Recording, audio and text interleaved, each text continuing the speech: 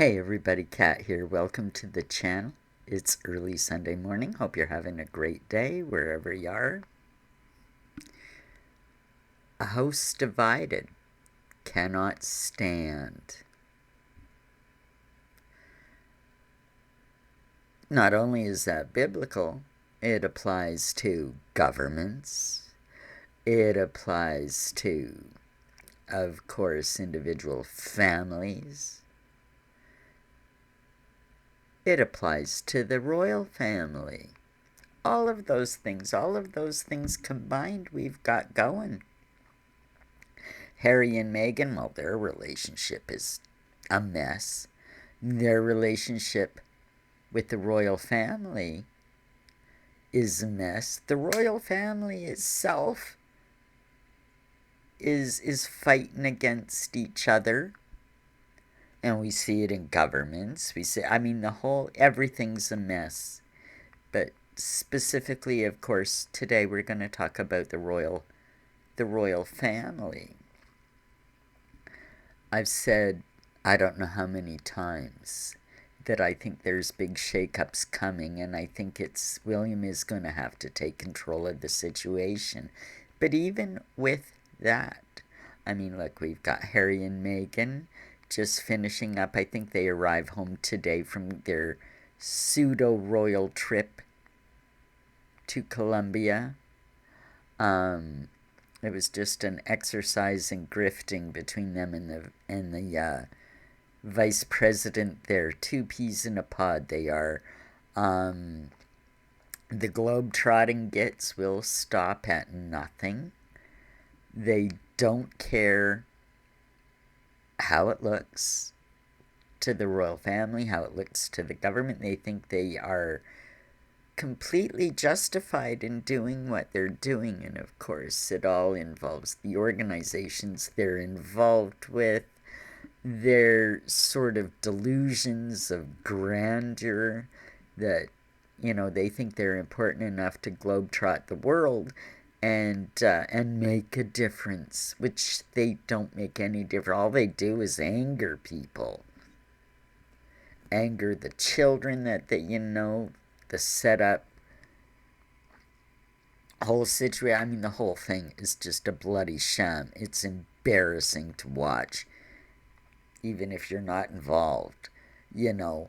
Just ridiculous. But the danger in that as well is there's a lot of people that don't follow the royal family like we do.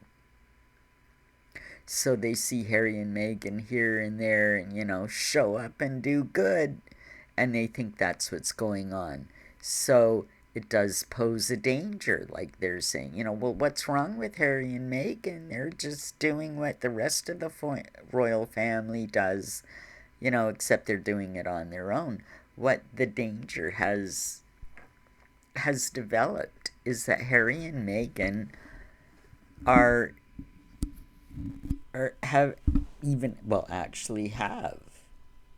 created a rival court to the British royal family, and this is a danger.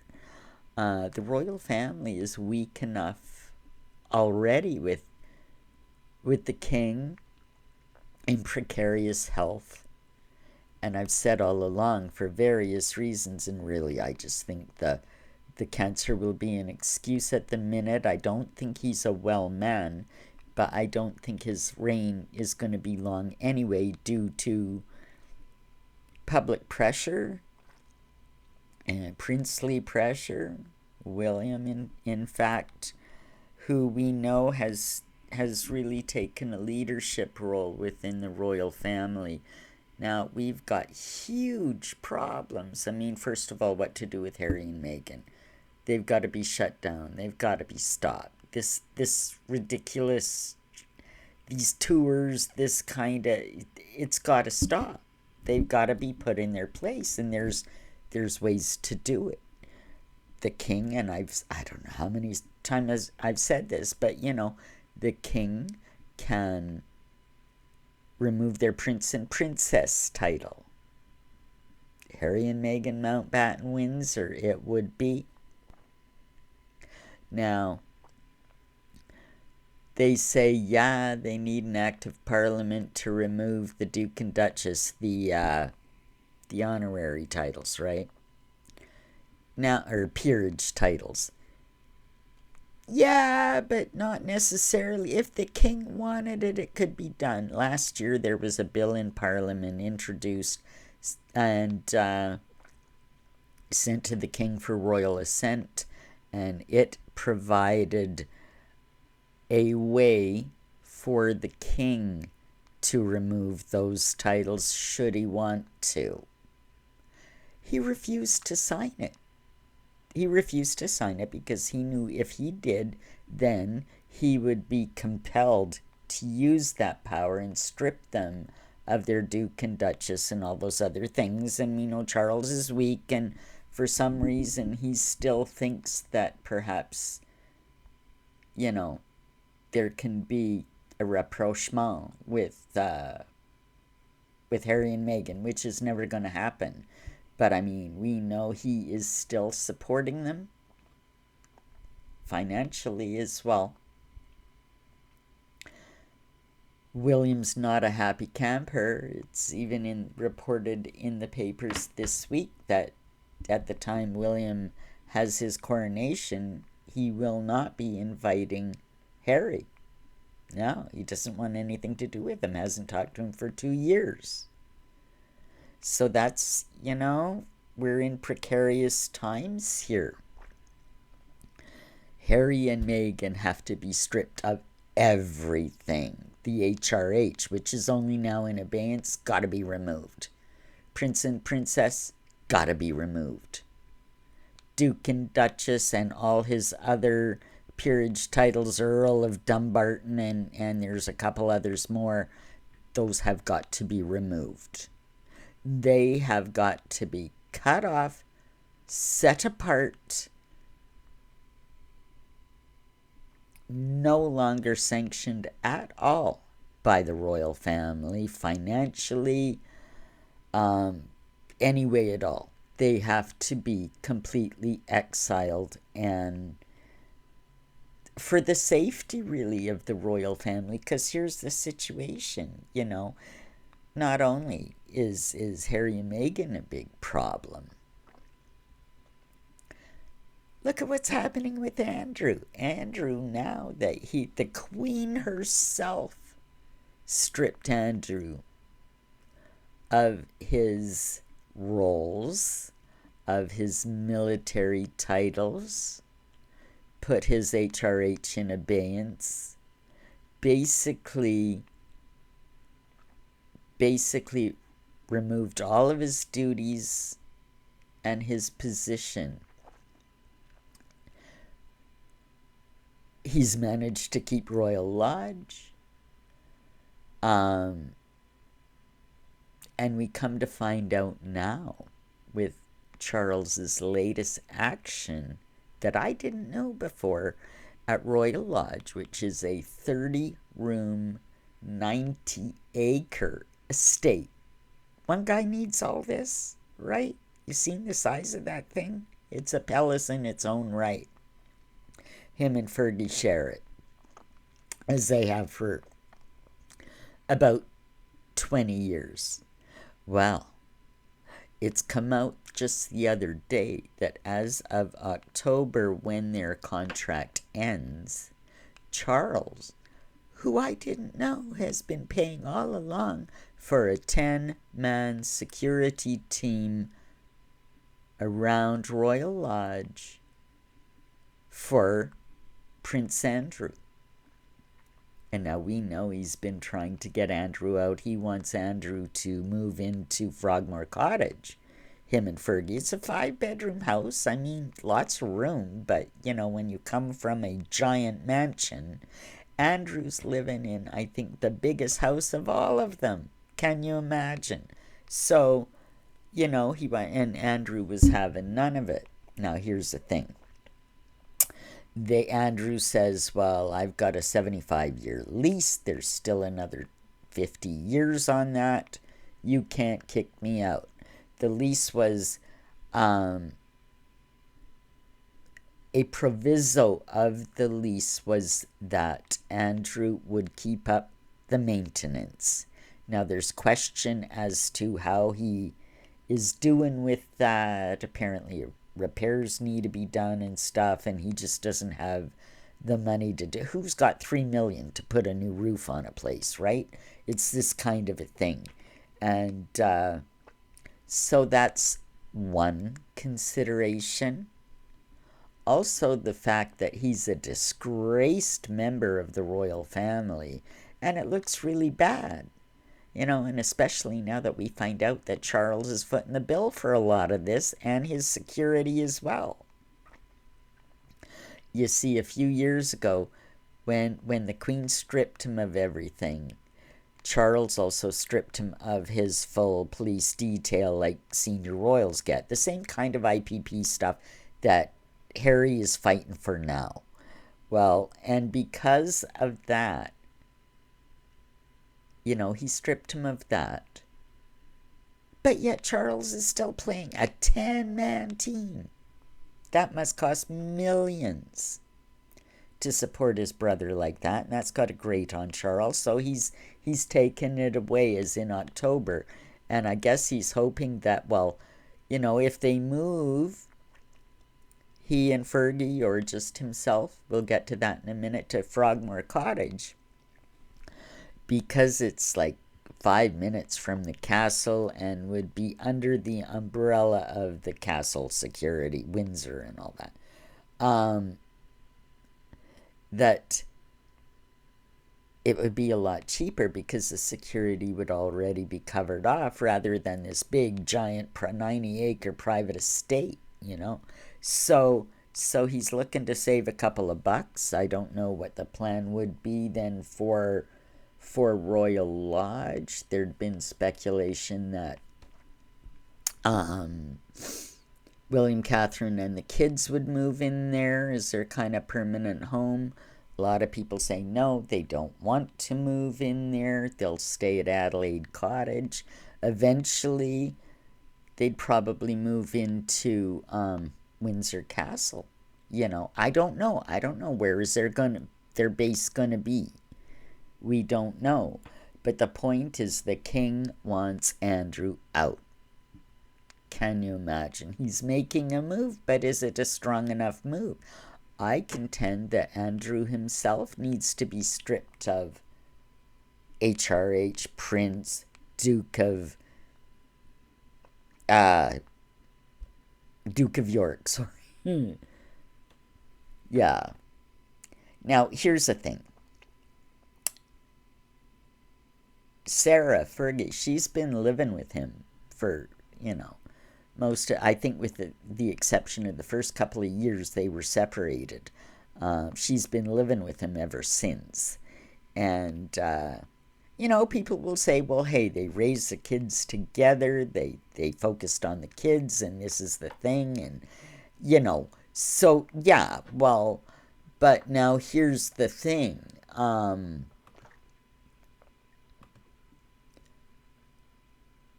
What happens to Fergie if they move to Frogmore Cottage, if Charles does indeed turf him out, and this is the end result? I mean, it's a 5-bedroom house. Can the two of them handle it? I kind of don't think so.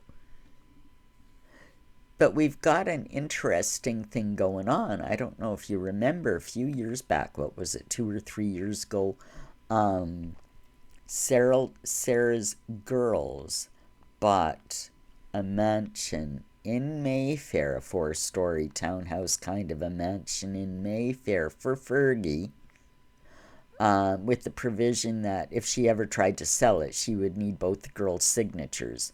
Now, Andrew and her could move in there together. Or if things just go completely sideways for Andrew, Sarah could move in there herself. And the whole situation would be managed by her daughters. So we don't, I mean, there's options. They do have options, as humiliating as it's going to be, because we know Andrew's got an ego the size of the earth, you know. Well, they all do, due to their upbringing. But yeah, we've got serious problems. We've got a situation where Harry and Andrew both sit on the as counselor of state.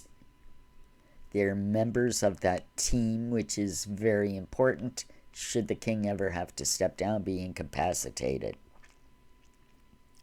They both and their children, I looked at this yesterday, they both and their children are in the line of succession. And the way the line of succession is right now, it's disturbing, because you think, okay, who, if everything went tits up, who would you need, who would you want to run things? And the obvious answer is Anne. Well, she's like 16th or 17th in the line of succession. The Duke of Edinburgh, Edward, is 14th. Princess Royal Anne is 17th in the line of succession. These are the people that if something went terribly wrong that you would need, say, as a regent for George or one of the kids. I mean, who knows what happened? We have Harry and Meghan. Meghan, who is purported to have said, well, we're just one plane crash away from the throne. Now, I don't know. This has been said so many times, and apparently it's on tape somewhere. What an admission. Can you imagine? Archie and Lilibet. Well, there are no children there, but, you know, king and queen, Harry and Meghan. Let's say if, you know, the world opened up and swallowed Harry and Meghan whole and they were gone, still doesn't solve your problem. You got Andrew, who would, can you imagine? Can you imagine if he became king after all the controversy? The public would not accept him. The public would not accept any of it. The government would not want to accept it. Same thing with Harry and Meghan. I mean, the choice is just, oh my God, you can't think of anything worse. Can't think of anything worse than Harry and Meghan. Well, yeah. Andrew. Take Andrew out of the pictures. You still got his daughters, and their kids are in the line of succession before Edward, before Anne. Can you imagine? If you had a terrible tragedy and there was need for a regent, you got Harry or Andrew, both of whom would want to step in and, I mean, the treachery just, wow, the royal family's in real trouble, and it's bloody time that something's done for the sake of the monarchy, or they're not going to be around in 20 years. That's a fact. That's just reality. A house divided cannot stand.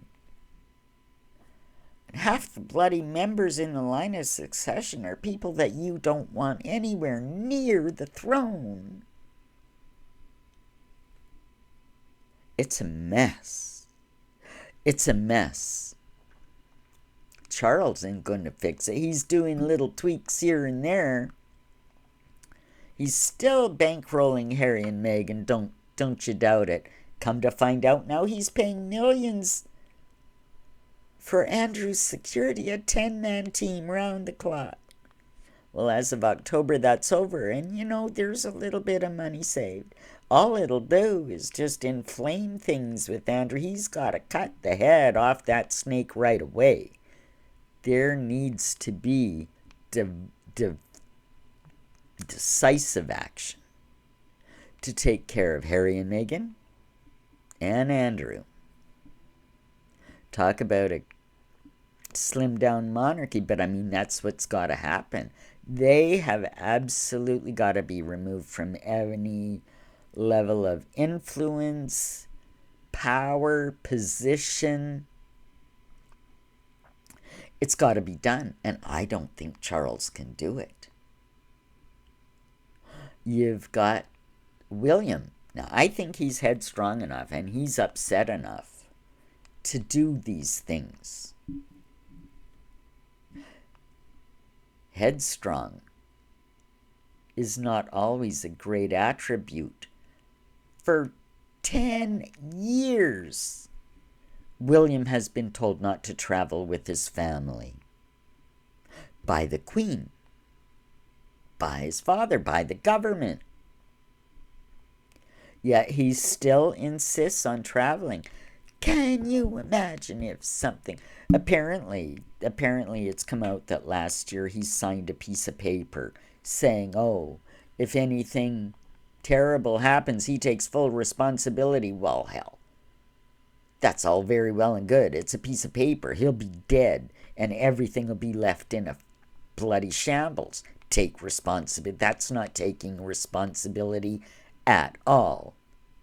He's thumbing his nose up and saying, hell with the monarchy. I want to do things my way. So is William really any better unless he changes the way he operates? He's putting the monarchy in as much jeopardy as William and Harry, as Andrew, as the king. They're all a mess. Nobody's working together. The church has gone sideways, and the monarch is supposed to be the head of the church.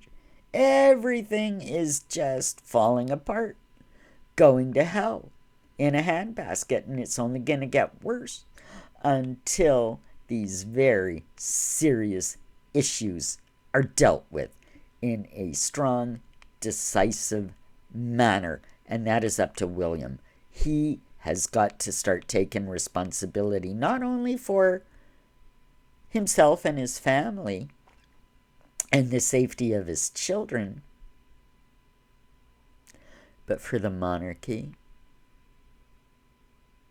for his subjects, for the Commonwealth. William has to stop thinking about himself. It's a sad fact of life, but the Queen knew it. You know, the family, if you're monarch, the family doesn't come first.